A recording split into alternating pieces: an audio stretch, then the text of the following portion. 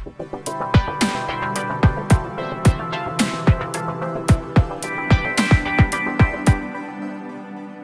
महानगर गॅस कंपनीचा हाजी Liaquat CNG pump आहे।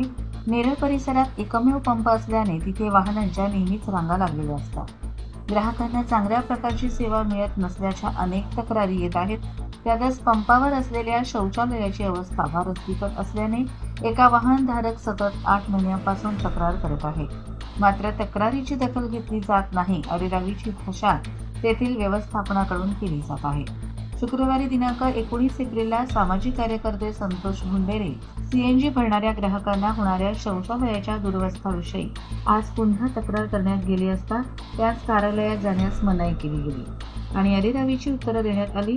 हाजी लियाकत गॅस पंपावर नेहमीच असे प्रकार घडत आहेत। सोयी सुविधांचा अभाव असल्याने ग्राहकांच्या मनात प्रचंड नाराजी आहे। मात्र या परिसरात एकमेव सीएनजी पंप असल्याने नाईलाजानं इंधन भरावं लागत आहे। कधी प्रेशर नाही तर कधी लाईट नाही।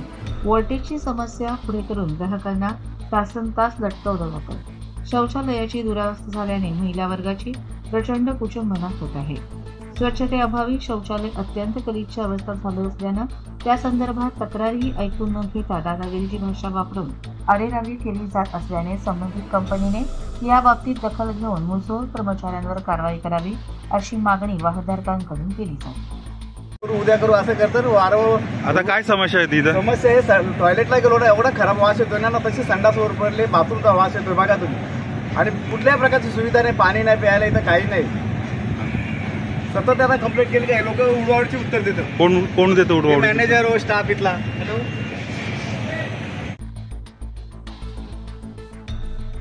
कर्जत लाईव्हसाठी मोतीराम पाळी, खचले।